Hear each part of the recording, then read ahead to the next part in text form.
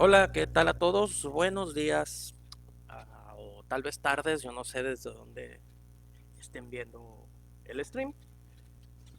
Entonces, como ya es la hora programada y pues el tiempo es valioso y hay bastante material que voy a mostrar ahora, entonces pues sugiero que empecemos de una vez.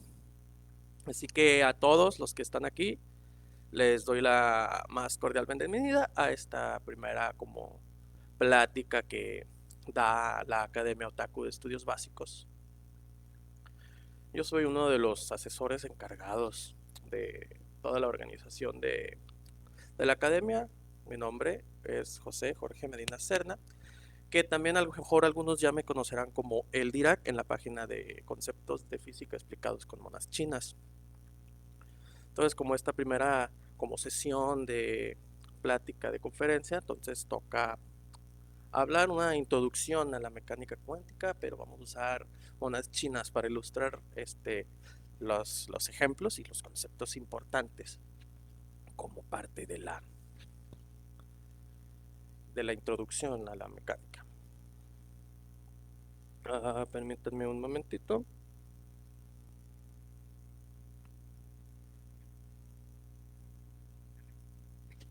Listo, estaba aquí configurando algo para poder ver los comentarios que iban haciendo, ¿no? Que sobre la onda, la dualidad de una partícula, sí vamos a llegar a eso eventualmente, es una parte muy importante, sobre todo para entender los principios de la mecánica cuántica y cómo es que eso fue una revolución y un cambio en la mentalidad de la gente que hacía física en ese momento. Entonces, esta introducción voy a seguir más o menos esta estructura y voy a empezar hablando de cómo Max Planck tuvo una idea casi divina cuando se le ocurrió usar cuantos de energía para resolver el problema de la catástrofe ultravioleta y cómo esos cuantos de energía inspiraron a Albert Einstein para la solución del efecto eléctrico, que son dos fenómenos que no se podían resolver con la física clásica. Y el hecho de que la luz, que se sabía que era una onda, tuviera un comportamiento corpuscular, un comportamiento de partícula, hizo que de Broglie propusiera que las partículas también podrían tener un comportamiento ondulatorio. Y entonces es ahí donde nace la dualidad onda-partícula.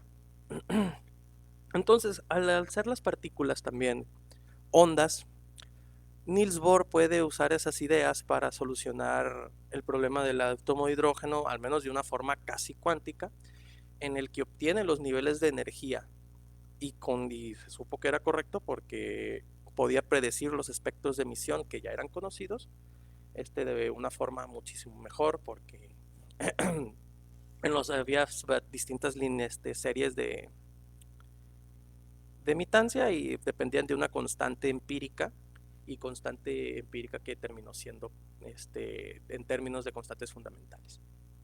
Finalmente, el que las partículas de materia también tuvieran un comportamiento ondulatorio sugería que existiría una ecuación de onda para estas partículas y es donde Erwin Schrödinger eh, busca una expresión de esta ecuación, la encuentra y al solucionarla pues se obtienen los resultados que se esperan, ¿no? Por ejemplo, para los niveles de energía del átomo de hidrógeno se obtienen y muchas cosas más interesantes.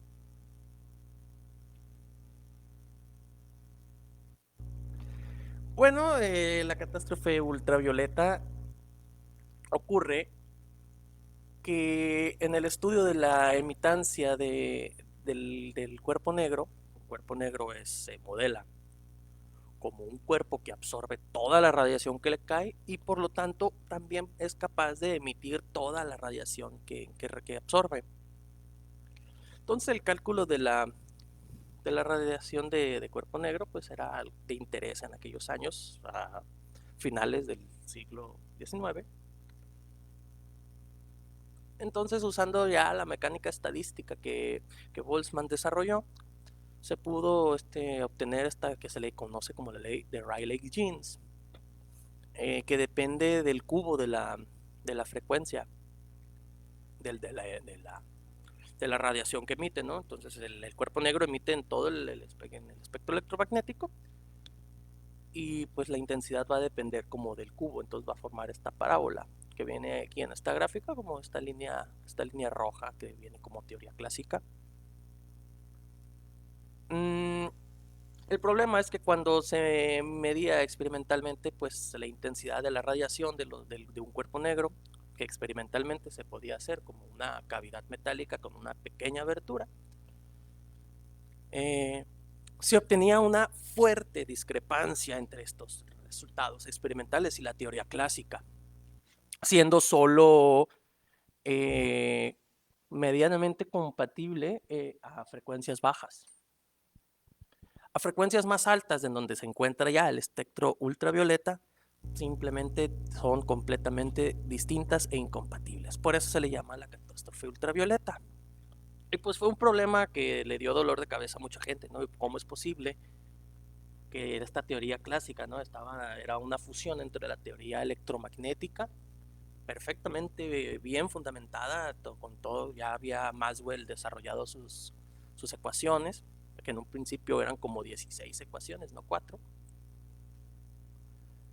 Y creo que ya también habían desarrollado el análisis vectorial para estas fechas y ya se tenía bien fundamentada toda esta teoría electromagnética. Entonces, también la mecánica estadística de Boltzmann, que ya había demostrado ser realmente una teoría fuerte, bien establecida, no podían, juntos, dos teorías fuertes y cimentadas, no podían explicar este fenómeno. Entonces algo estaba ocurriendo. A Planck se le ocurre, en lugar de tener un espectro continuo de la energía para las moléculas, pues supone espectros de absorción y de emisión discretos para la energía, ¿no? En donde la energía pues que tendría uno de estas moléculas que las está modelando como un comportamiento de como un comportamiento de oscilador armónico, como un péndulo o un resorte,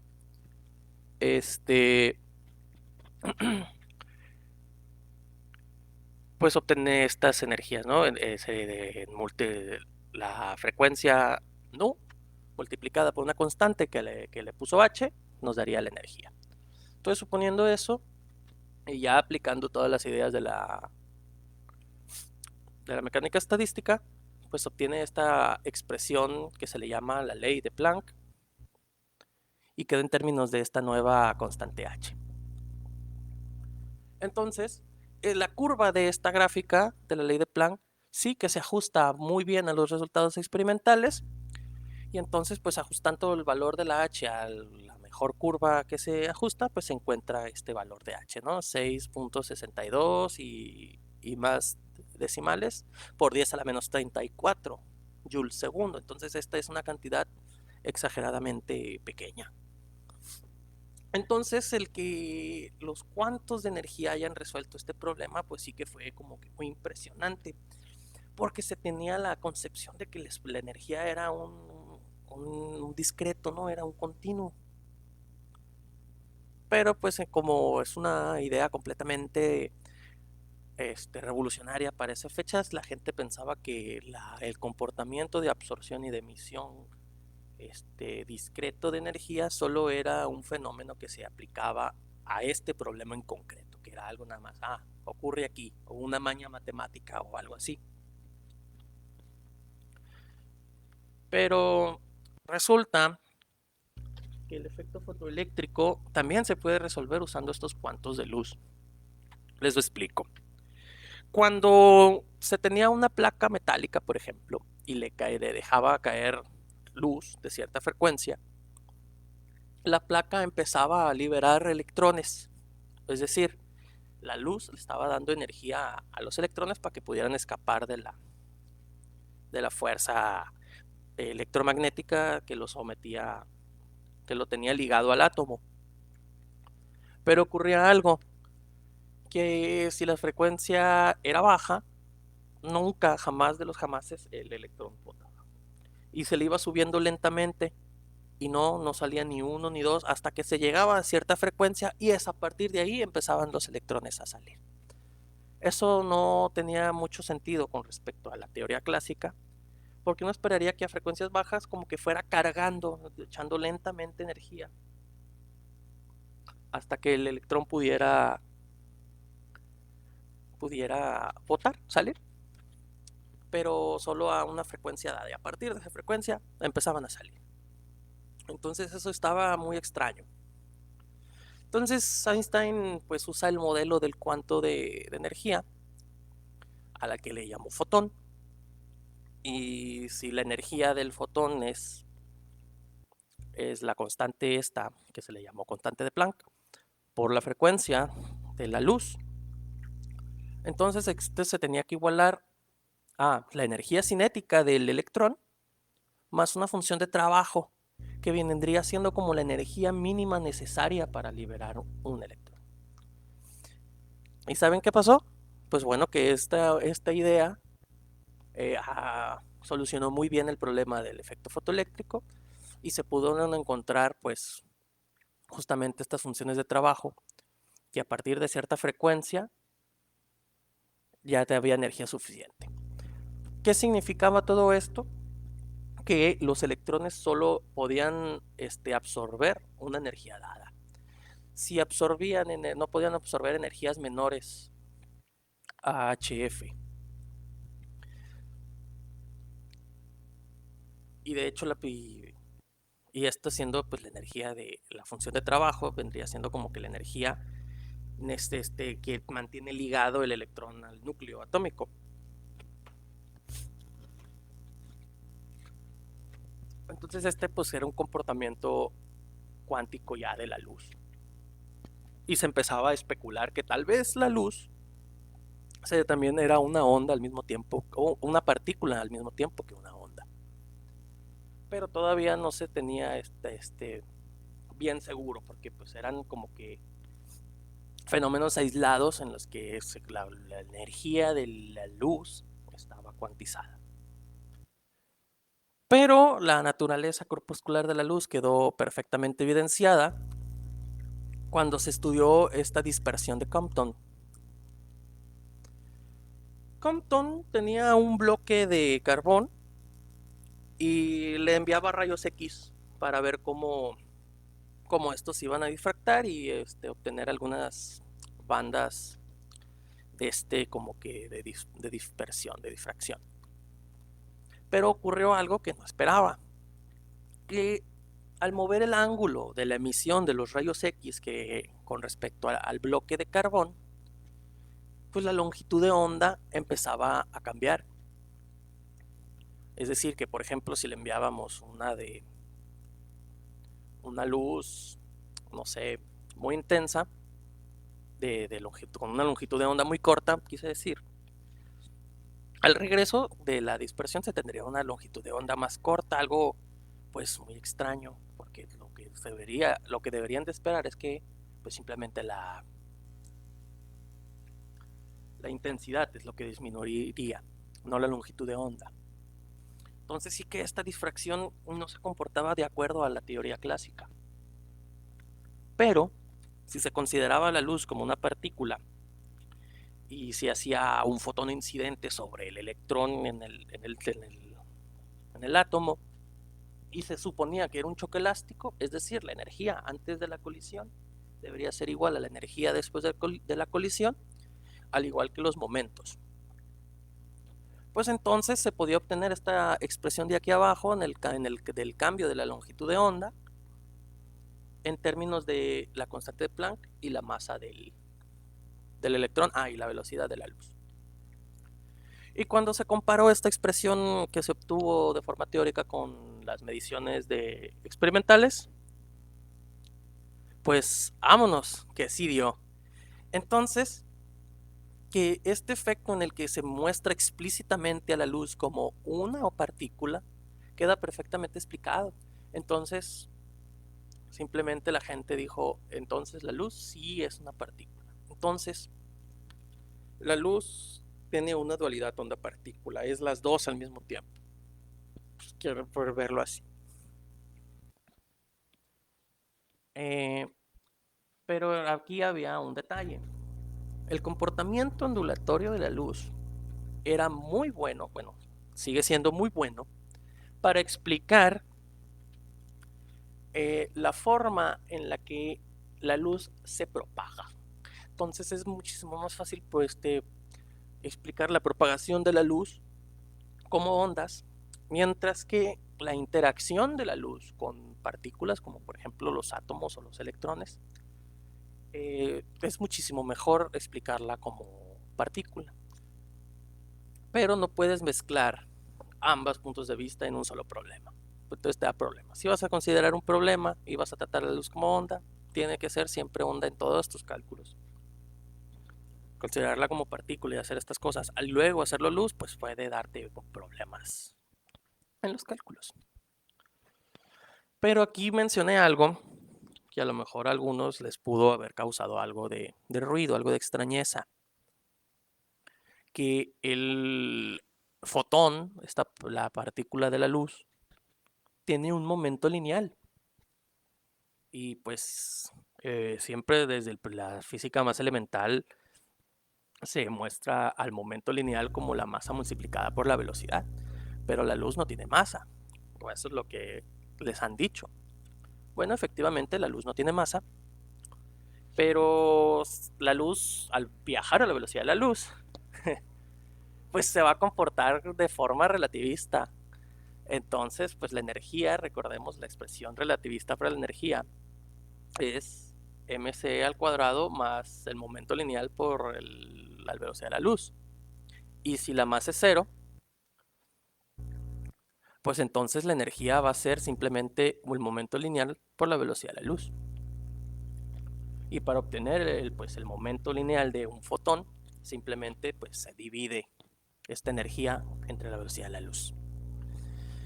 Pero si la energía está dada en términos de la longitud de onda multiplicada por la constante de Planck, vamos a obtener esta expresión de aquí, ¿no? H nu entre la velocidad de la luz. Y si queremos trabajar con la longitud de onda, como en el caso de la dispersión de Compton, pues simplemente, pues ya sabemos, ¿no? Que H, que nu entre C es la longitud de onda, porque nu por lambda, que es la longitud de onda, debe dar la velocidad de la luz, que es la velocidad de la propagación de la onda. Entonces, tenemos aquí una expresión que relaciona el momento lineal y la longitud de onda, que es simplemente h entre lambda. Entonces, esta relación que está aquí le dio la idea a Louis de Broglie que a lo mejor las partículas de materia también se podían comportar como ondas, porque la luz tenía un comportamiento dual. Entonces, pues las partículas también, ¿no? Deberían de tener esas. Y propone esta longitud de onda, y una partícula va a tener una longitud de onda dada por h entre el momento. Y pues es una idea extraña, ¿no? Se le ocurrió una ocurrencia, pero sí ocurrió de verdad esta relación, y en un experimento de doble rendija en el que se mandaba un chorro de electrones, mostraron un comportamiento ondulatorio al momento de difractar por entre la doble rendija y tener un comportamiento de interferencia, formando estas como que barras muy luminosas y barras muy oscuras, como el caso del experimento de la luz, pero en el caso de electrones. Entonces, mostrando en evidencia el comportamiento ondulatorio de partículas de materia, y quedó experimentalmente confirmado que existe una dualidad onda-partícula, tanto para partículas de materia como para las luminosas.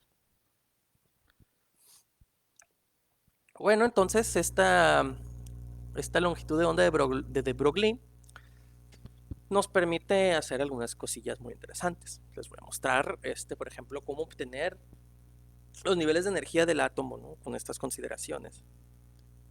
A lo mejor algunos ya conocen los postulados de Bohr, en el que propone que los electrones estarían dando vueltas en círculos, en órbitas circulares alrededor del núcleo, y que en las órbitas estables el electrón no va a decaer, porque la teoría clásica del electromagnetismo dice que si se tiene una partícula dando vueltas, una partícula cargada, girando alrededor de otra, va a emitir pues ondas electromagnéticas y perderá energía y simplemente va a colapsar hacia el núcleo. Pero como eso no ocurre, pues algo tenía que pasar, entonces simplemente por ahora Bohr propone que no va a decaer. También Bohr propone en su otro postulado que el momento angular total del electrón debe de estar en múltiplos enteros de la constante de Planck, dividida entre 2pi. Pero pues, y eso es un postulado. Yo no lo voy a considerar, yo voy a considerar un postulado equivalente, que ahorita se los voy a comentar. Y finalmente que los electrones solo pueden absorber múltiplos de la constante de Planck multiplicada por la frecuencia con respecto a la luz. Y solo si la energía es suficiente para saltar de un estado a otro. Si la energía no es suficiente, pues el electrón no absorberá el fotón. Entonces la consideración que le digo que es equivalente a la cuantización del momento angular es considerar que la onda que representa a la partícula del electrón se va a comportar como una onda estacionaria. ¿Por qué prefiero utilizar esta idea en lugar del postulado de Bohr? Porque aunque el postulado de Bohr es un resultado muchísimo más fuerte, poco tiene que ver cuando estamos considerando ondas. En cambio, si estamos considerando las ondas, y pues vamos a suponer que es una onda estacionaria, pues va como que más de acuerdo a todo lo que hemos comentado hasta ahorita. Y pues se puede demostrar, ¿no? Muy fácilmente que con esta idea de onda estacionaria, el momento angular del electrón alrededor del núcleo, pues sí está cuantizado. Pero por ahora vamos a seguir con la onda estacionaria. Que una estacionaria pues es una onda, ¿no?, atrapada en un intervalo, en la que la onda viaja, choca con la pared del intervalo y se regresa, y choca con la otra pared y se regresa. Y forma una estructura como esta de aquí, ¿no? Y con estos te le llaman los nodos. Y pues son los puntos en los que pues la onda se anula. Pero entonces imagínense que todo este intervalo, ¿no?, que mide, pongamos que hasta aquí mide L, lo vamos a torcer en forma circular. ¿Qué ocurrió con la forma circular?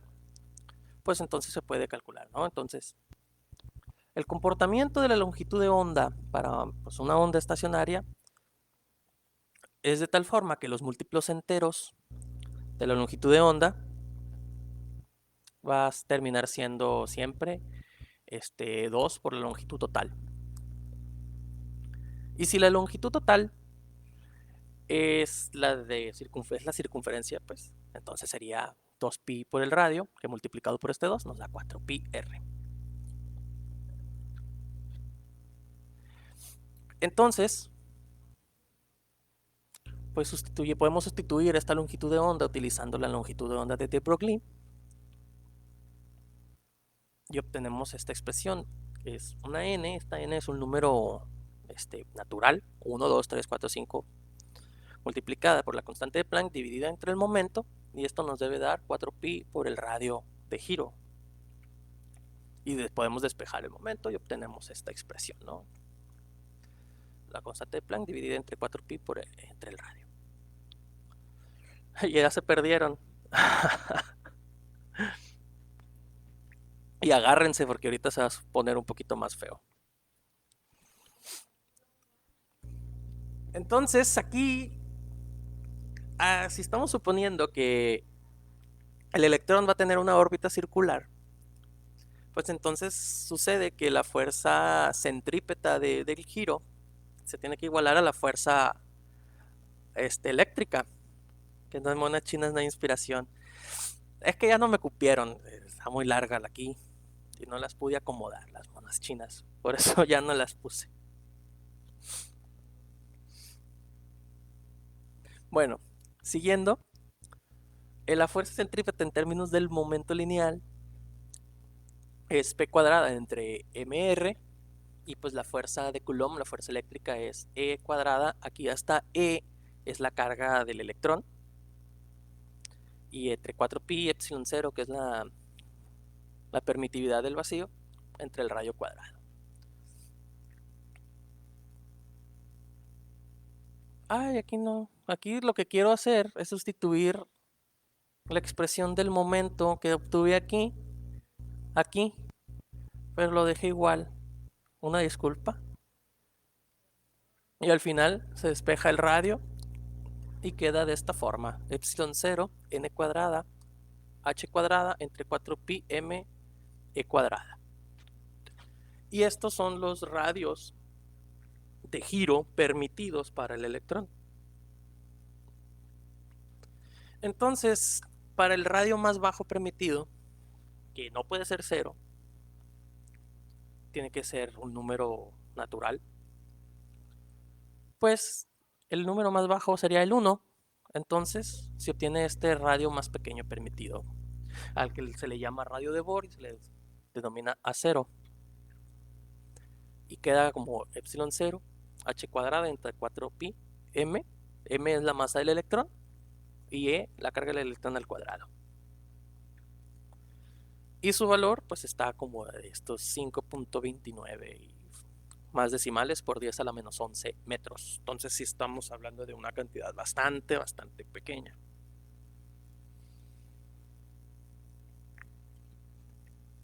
Pero esto no es todo lo que se puede hacer, porque si se iguala, si se considera la energía, ¿no?, que es la energía cinética en términos del momento, que es P cuadrada entre 2m, y la energía potencial eléctrica, que es menos E al cuadrado entre 4pi epsilon 0 por el radio, y el radio que obtuvimos se sustituye y también se sustituye el momento, entonces se obtiene esta expresión. Aquí tengo otro error, debería ser n cuadrada por h cuadrada, y aquí está de esta forma pues más extraña. Entonces se sustituye y ya pues empezamos a sustituir la r también. Tenemos esta expresión más larga que nos da esta otra expresión de aquí, que la energía permitida es menos m e a la cuarta entre 2 epsilon 0 al cuadrado n al cuadrado h al cuadrado. Y esas son las energías del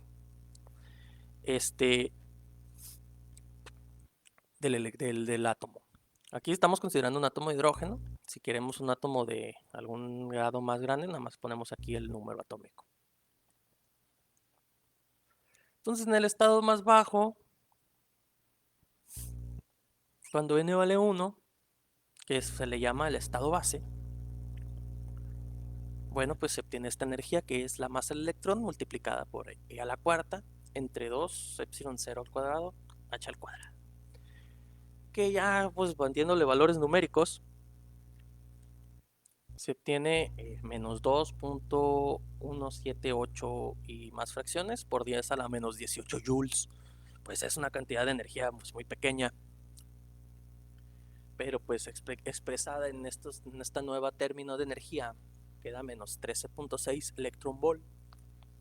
Y pues para que los que no sepan, un electronvolt es la energía que un electrón obtendría al cruzar una región que tiene una diferencia de potencial de 1 volt.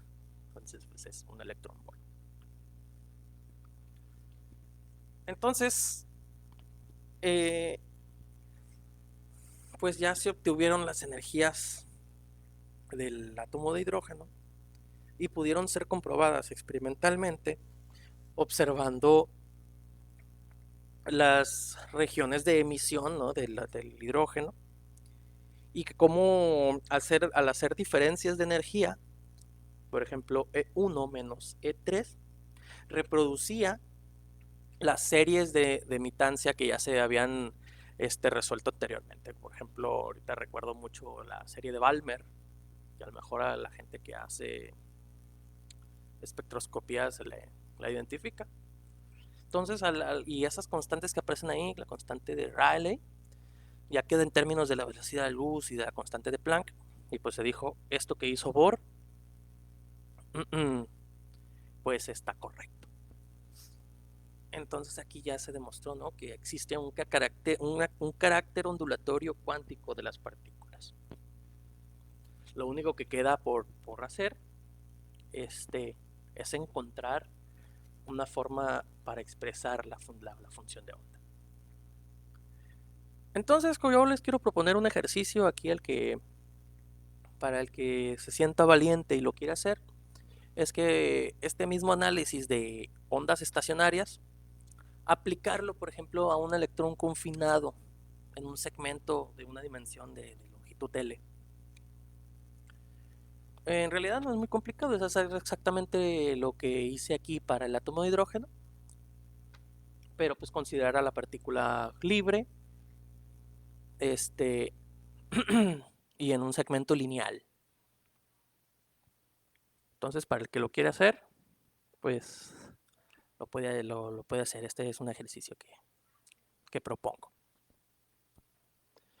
Bueno, entonces, últimos efectos ya se hicieron a principios de los años 20, pero fue hasta ya la mitad de los años 20, en 1925, en el que Erwin Schrödinger, ya después de irse a las montañas a meditar,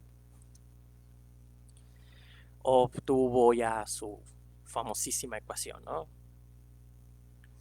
en la que se interpreta como esta sección de aquí como el momento, bueno, más bien como la energía cinética, esta parte de aquí como la energía potencial y esta parte de aquí pues como la energía total.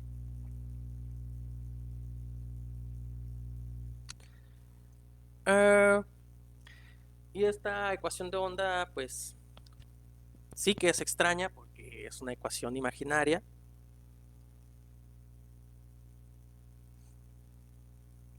No sea mentira, se fue con su amante. Allá obtuvo la inspiración, yo creo, con la amante.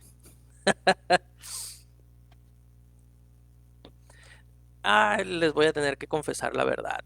Ya casi no hay monas chinas hasta el final de la plática, pero pues ya vamos a terminar. Es que pues ya no me cupieron en las slides. Una disculpa pública. Bueno, siguiendo con la ecuación de Schrödinger, que tenía este comportamiento extraño, pues se va a interpretar a la ecuación de la función de onda, a su norma cuadrada más bien, como la densidad de probabilidad. Es decir, que si queremos la probabilidad de encontrar una partícula en una región dada, pues simplemente pues se va a integrar esta función, ¿no?, en esa región. Y de tal forma pues que esta condición para todas las funciones de onda se debe cumplir, que la integral sobre todo el espacio debe dar 1, porque pues la probabilidad de encontrar la partícula en todo el espacio pues tiene que ser del 100%.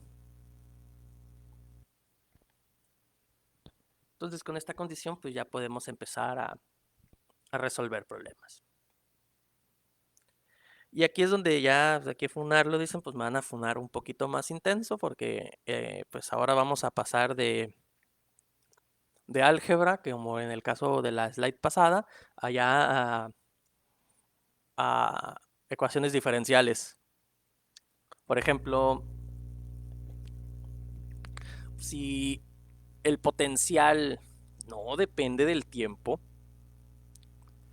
entonces se puede hacer pues la famosa técnica de separación de variables, suponiendo que la función de onda se va a comportar como una función que solo depende de la posición, que multiplica a una función que solo depende del tiempo. Entonces la ecuación de Schrödinger se va a separar en estas dos ecuaciones. Esta ecuación del tiempo, que solo depende del tiempo, y h barra es la constante de Planck dividida entre 2pi. Pero como la constante de Planck se obtuvo primero, pues se le llama h barra, aunque h barra es un poquito más fundamental que la mera constante de Planck. Entonces, bueno, se obtiene esta IH barra, la derivada de la parte temporal de la función de onda, por la energía, por la función, y esta otra ecuación de aquí, ya que depende pues del potencial. Y ya está igualada directamente a la energía. Entonces, ¿qué es lo que va a ocurrir aquí? Pues que esta ecuación, a lo mejor aquí la gente que ya llevó ecuaciones diferenciales, pues puede ver que esta ecuación pues es relativamente sencilla de resolver. Pero en cambio, esta de acá, depende del potencial, y una vez definido el potencial se puede resolver.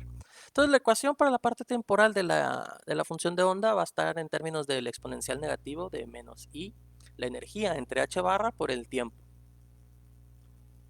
Y ya nada más. Es relativamente sencilla. Bueno, puede llevar aquí una constante, pero la constante de normalización se la vamos a agregar a la parte espacial. Todo eso viene en el libro que pusieron en la foto del estado. Sí viene en la foto del estado, pero ese libro está un poquito más subido de nivel que pues, otros libros más sencillos. Entonces, a lo mejor un libro como ejemplo, el Teoría Cuántica del Resnick, está un poquito más amigable para alguien que no sabe ecuaciones diferenciales. Aunque, pues, si sabes ecuaciones diferenciales, pues la introducción a la mecánica cuántica de Luis de la Peña está muy bueno. Bueno, entonces la ecuación de espacial que mostré, esta de aquí, es la que le llaman la ecuación de Schrödinger, pero independiente del tiempo, porque ya no necesitamos la parte temporal, y pues la parte temporal ya quedó perfectamente resuelta para cualquier energía, ¿no? Nomás hay que sustituir la energía aquí. Y para conocer el valor de energía, hay que terminar de resolver la ecuación espacial. Entonces, vamos a hacer el ejemplo más clásico de todos, que es la partícula en una caja. Entonces vamos a considerar que la partícula, sea la que sea, está atrapada en este intervalo de 0 a L, y vamos a suponer que hay un potencial infinito en las paredes. ¿Qué significa que hay un potencial infinito? Que la partícula no puede atravesar las paredes. No importa cuánta energía lleve el electrón o lo que sea, no puede pasar a la pared y simplemente va a rebotar. Entonces va a estar rebotando en estas dos paredes y nunca va a poder, no las va a poder atravesar, y se va a quedar confinada en ese intervalo de 0 a L. Eso significa que el potencial dentro de la región es cero. La partícula es libre dentro de la región de 0 a L, pero fuera de ella es infinita, entonces no puede salir. Entonces, pues ya se puede que escribir la ecuación de Schrödinger independiente del tiempo dentro de ese intervalo. Se va a cumplir esta ecuación de aquí. Y pues la vamos a reescribir de esta forma, ¿no? En donde la K está acá, simplemente agarré todas estas constantes que está aquí y la dejé así. ¿Por qué? Porque no quiero estar escribiendo este montón de constantes a cada rato. Y pues los que ya conocen un poquito de ecuaciones diferenciales ya habrán notado que esta es la ecuación del oscilador armónico. Y sus soluciones es una combinación lineal de senos y cosenos. De esta forma. Entonces, ¿qué falta para resolverla esta ecuación por completo? Aplicar las condiciones de frontera. ¿Y cuáles son las condiciones de frontera? Bueno, si la partícula no puede atravesar las paredes, eso significa que la probabilidad de encontrar a la partícula fuera de las paredes es cero. Por lo tanto, la función de onda de las partículas a partir de las paredes debe de ser cero. Eso quiere decir que la función de onda evaluada en 0 y evaluada en L, que son los extremos de la región, debe ser 0. Entonces, lo primero, Si x vale 0, seno de 0 vale 0, pero el coseno de 0 vale 1. Entonces, para que esta expresión sea 0, b debe de ser 1. Debe ser 0. Entonces, simplemente nos quedamos con esta parte aquí. Entonces, aquí es una L. Debe ser psi de L igual a el seno de L. Por esta acá. Y esto debe de ser igual a 0. Entonces, ¿cómo encontramos eso? Bueno, entonces aquí la restricción se la tendremos que poner a la K. Porque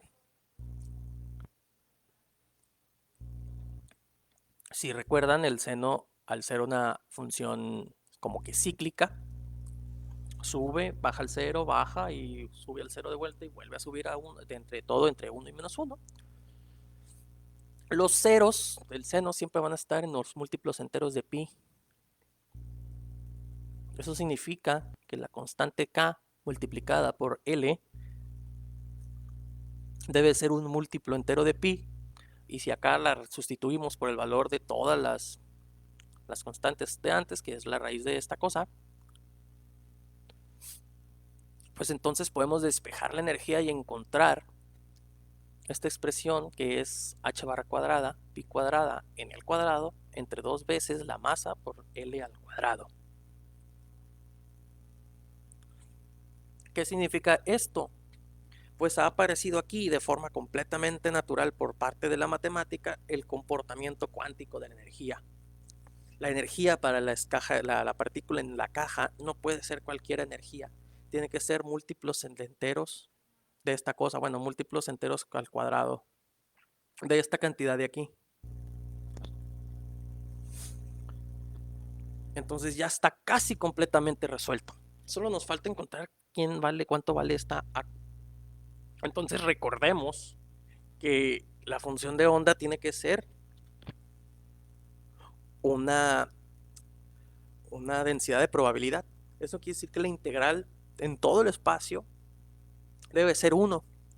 Pero como es 0 fuera de la caja, pues simplemente integramos de 0 a L. Y ya, pues esta integral pues es relativamente sencilla porque solo hay que hacer una sustitución. Esta cosa creo que es 1 entre coseno de 2 veces kx. Es una identidad trigonométrica. Se integra. Y pues resolviendo esta integral y despejando a, resulta que a debe de ser igual a 2, a la raíz de 2 entre L. Aquí yo no sé por qué le cambié el nombre a la L por A.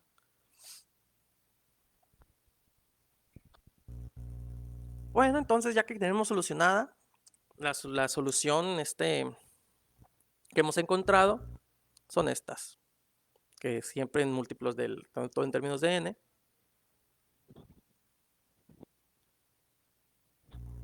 Y viene dado en esta forma, ¿no? La raíz de 2 veces entre L, el seno de npi entre L por x, y que tiene una energía asociada de h barra cuadrada, pi cuadrada, n cuadrada, entre 2m, entre L. Aquí va entre L. Uy, no tengo errores en esta presentación, no lo puedo creer. Entonces estos estados de aquí, que son estados permitidos, tienen un nombre particular y son los estados estacionarios. Entonces a lo mejor pueden pensar que este estado ya está completamente resuelto al fin, la partícula en una caja. Por desgracia no es así. Aún hay varios problemas técnicos que tiene la caja. Por ejemplo, que en realidad la solución a la caja es una combinación lineal de las funciones estacionarias multiplicadas por la función temporal que se nos olvidó poner. Bueno, no se nos olvidó, yo no la puse deliberadamente porque estamos resolviendo la parte espacial. Entonces la solución en realidad esta debe ser la psi mayúscula de x con t, una suma infinita de unas coeficientes a n que multiplican a la función estacionaria multiplicando a la parte temporal. Y entonces aquí viene la gran pregunta. ¿En cuál de todos estos múltiples estados la partícula atrapada en una caja realmente está? La respuesta es que en realidad no lo sabemos. Entonces aquí hay distintas interpretaciones y aquí es donde nace todo este como mundo cósmico de la mecánica cuántica, metafísica, sobre todo por este concepto de la superposición, porque aquí lo que estoy expuesto es la superposición descrita en su forma más pura para el problema. El estado total verdadero de la partícula es una combinación lineal de los múltiples estados. Eso es matemáticamente. Pero ¿qué nos representa físicamente? Algunos pensarán, es que es una probabilidad. Y la probabilidad de que esté en un estado o en el otro está determinado por estos coeficientes AN. Es verdadero. Podemos hacer las cuentas y estas coeficientes AN están relacionadas a la probabilidad de que una partícula esté en un estado o esté en el otro. Pero también está quien dice que pues está en todos al mismo tiempo y cada uno de estos estados de la combinación lineal son en realidad distintos universos posibles. Y pues también puede ser correcto, ¿no? No hay ninguna cosa que nos diga que no es así. Pero yo personalmente prefiero la parte de la probabilidad porque es la que pues da las cuentas. Las cuentas dan una probabilidad y pues es lo que hay. Entonces la superposición es un fenómeno de la álgebra lineal y pues la ecuación de Schrödinger es una ecuación lineal que se puede tratar desde el punto de vista de la álgebra lineal como operadores y es en realidad pues una ecuación de eigenvalores. Lo había mencionado alguna vez.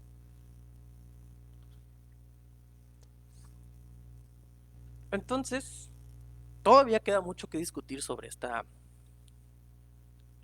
sobre el problema de la partícula en una caja. Pero ya tendríamos que, por ejemplo, bueno, lo que queda por discutir son los cálculos de las probabilidades, ¿no? De cómo, si tengo una combinación lineal y quiero calcular los valores esperados, ya necesitamos saber un poquito más de cosas estadísticas.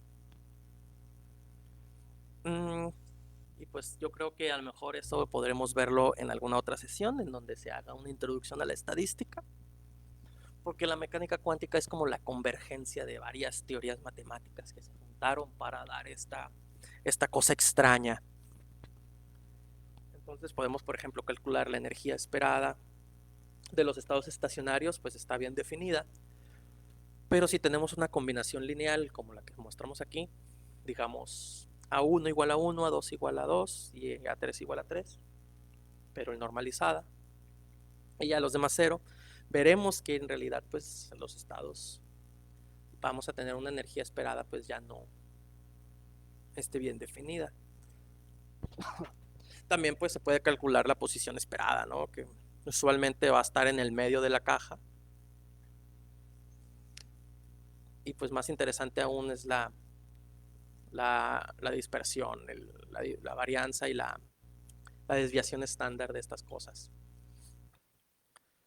Entonces, como un ejercicio que les propongo aquí al que se sienta valiente,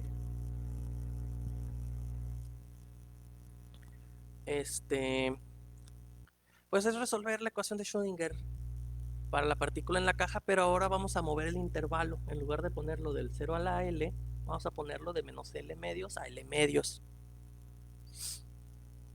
Es básicamente hacer lo mismo, pero hay que tener cuidado en la parte de las condiciones de frontera, porque ahora las soluciones de coseno van a ser válidas también. Entonces las soluciones estacionarias ya vamos a tener aquí unos senos y cosenos, entonces ahí hay que tener cuidado y es un problema pues bastante interesante.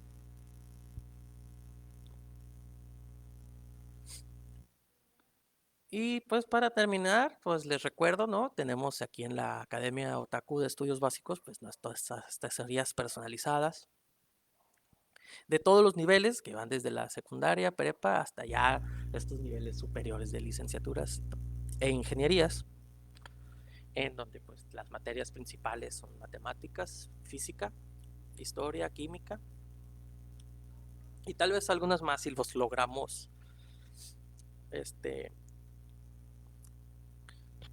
poner de acuerdo. Bueno, pues creo que aquí termino yo parte de la presentación que yo tenía para platicar un poquito de esta, pues un poquito más improvisada y rápida. Faltaron monas chinas, yo lo admito, lo admito. Voy a aceptar toda la responsabilidad de faltar, de que pongan más monas chinas. Entonces, para la siguiente, porque amenazo con volver, sí que habrá pues más monas chinas. Entonces, eh, como que nos quedan unos minutitos extra, pues podemos hacer una ronda de preguntas. ¿Qué dicen? Saquen sus preguntas. Y pues voy a tratar de responderlas en estos minutos que nos quedan libres.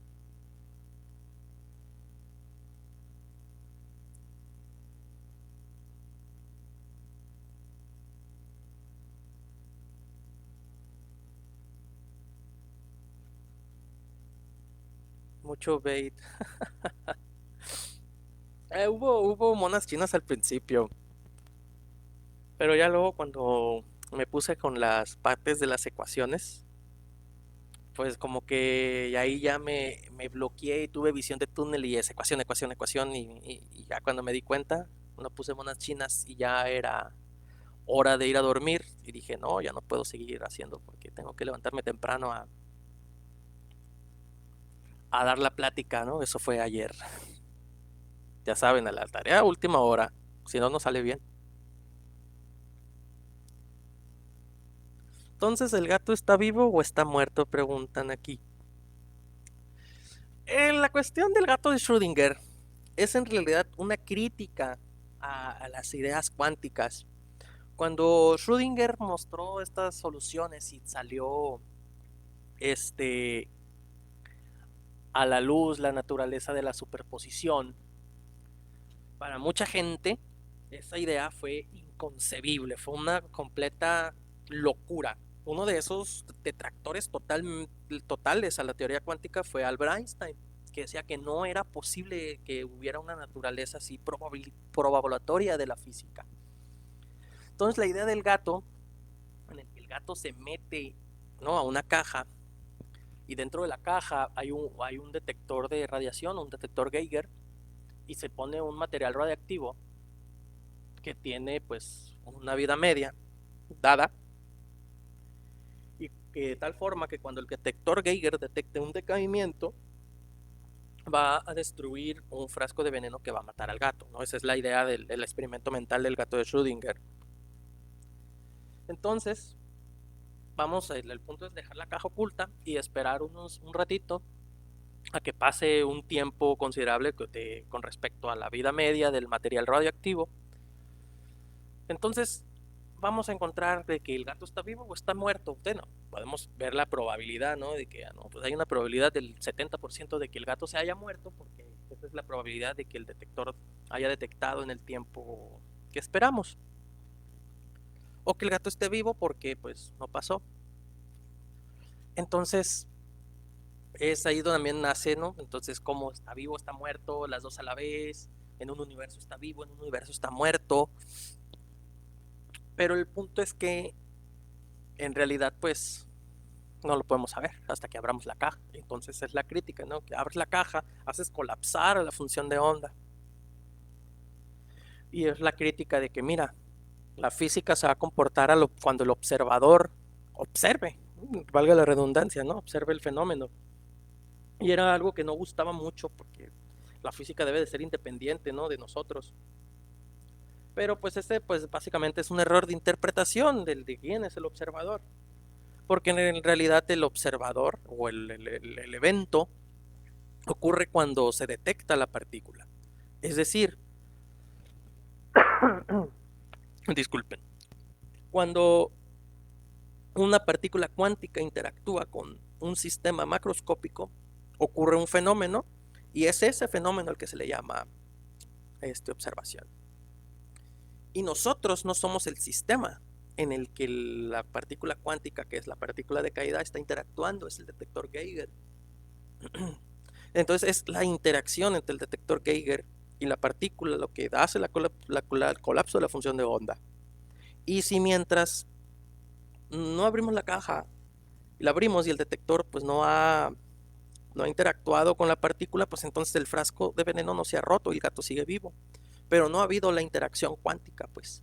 La interacción cuántica se va a dar cuando la partícula llegue al detector Geiger. A ver, COVID dicen. No, pues ojalá. No. A ver, ¿qué dicen por aquí? En tu opinión, ¿qué fue primero, el huevo o la gallina? Pues fue primero el huevo, ¿no? Porque para que hubiera un ente llamado gallina, tuvo que nacer primero de un huevo. Aunque necesariamente la criatura que puso el huevo, el primer huevo de gallina, no necesariamente fue una gallina.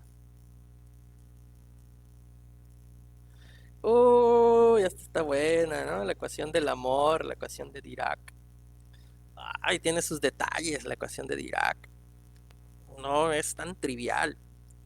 Entonces, antes de llegar así a tratar de solucionar la ecuación de Dirac, pues sí sería conveniente ver un poquito de relatividad especial primero, un poquito de álgebra lineal de operadores primero,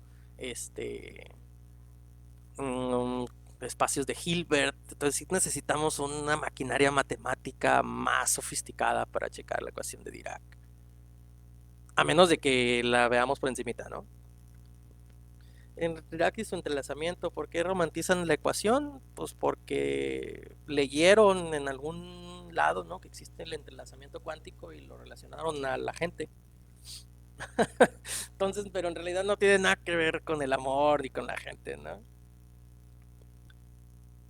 ¿Por qué no soy feliz? Dice, pues porque no le has dado like al meme, no le has dado like a las páginas, hay que darle like. Libros que recomiendas para alguien de preparatoria, depende de que quieras estudiar, ¿no? Para la física, yo siempre recomiendo para alguien que no sabe, que bueno, muchas matemáticas, que no tiene toda la la maquinaria matemática consigo, está este libro que me gusta mucho, que es Física Conceptual de Paul Hewitt. Está en el pack de libros que tengo en la página de Monas Chinas, la puedes checar ahí, es un libro muy bonito.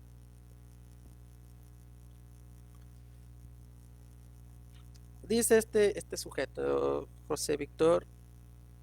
Entonces, ¿es posible la unificación de la mecánica cuántica con la relatividad? ¿Qué relatividad? Hay dos relatividades, la relatividad especial y la relatividad general. La relatividad especial está relacionada al movimiento de cosas cercanas a la luz, mientras que la relatividad general está relacionada a los efectos gravitatorios en el espacio-tiempo. La cuántica es compatible con la relatividad especial. De ahí nace la ecuación de Klein-Gordon y la ecuación de Dirac. Mientras que ya con la relatividad general ya no es compatible, ocurren cosas muy extrañas.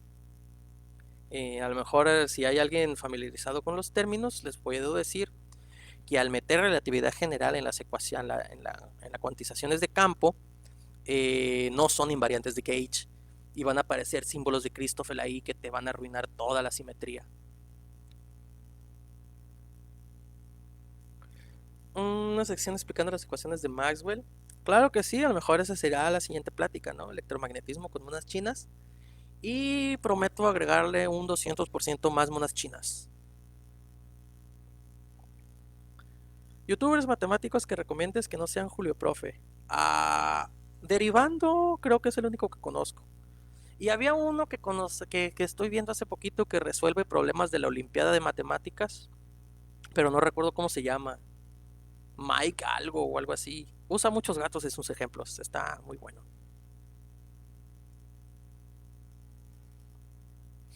Aquí hay ejemplos de relación entre variables independientes y dependientes. Mm, pues las variables dependientes dependen entre ellas, las independientes no dependen. Mm, yo no soy un experto en probabilidad, de hecho es una de mis peores materias y yo solo te puedo trabajar con variables independientes, ¿no? Como por ejemplo lo que son la posición en X y la posición en Y en el término de estas, en términos de la mecánica cuántica. Pero ya variables dependientes, yo creo que mejor el momento lineal y la X, ¿no? Y hay una dependencia y aparece esa dependencia, ¿no? En términos de la incertidumbre de Heisenberg.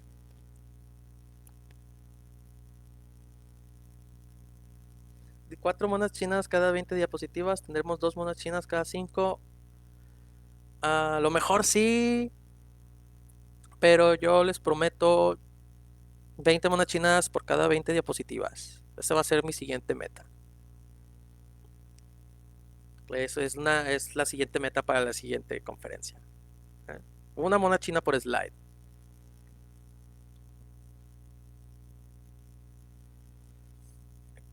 ¿Cómo se crea un antiprotón? Uy, pues es apenas en colisiones de iones pesados, en la que vas a tener un artero de partículas. Y pues se te van a crear unos antiquarks. Un antiquark, uy, creo que 2 antiquarks abajo. Y cuando hadronicen estos antiquarks, pues vas a tener un antiprotón.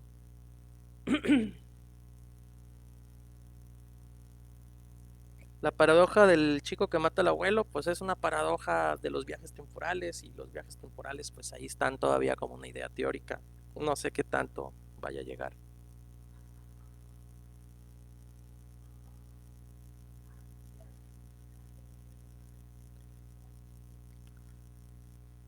Bueno, creo que pues ya se nos llegó la hora de salir. Todos tenemos pues cosas que hacer. Entonces pues nos vamos a ir despidiendo y pues nos veremos en una próxima edición. Muchas gracias a todos los que vieron este, en vivo, y pues muchas gracias a todos los que siguen a las páginas. Vamos a seguir con esta dinámica. Pues en lo particular me divertí bastante leyendo los comentarios que iban haciendo y pues platicando un poquito de las cosas de física. Entonces, pues de nuevo, muchas gracias a los que se quedaron al final, a los que vieron el principio y los que nomás vieron el final, todos, muchas gracias. Y pues una skin de YouTube, de VTuber a lo mejor, ¿por qué no? Todo es posible. Bueno chicos, que tengan un excelente fin de semana. Yo ya me voy despidiendo de ustedes y pues nos veremos a la próxima. No sé cuándo será la siguiente sesión, voy a tratar de programarme. Y pues cuando tenga algo, una idea y una presentación con más monas chinas, entonces en ese momento les llegará la notificación. ¡Pum! En vivo y en directo. Hasta luego chicos, que estén muy bien. Ahí nos seguimos viendo en la página y va a seguir habiendo flujo de memes. Que la pasen bien. Hasta luego. Gracias a todos.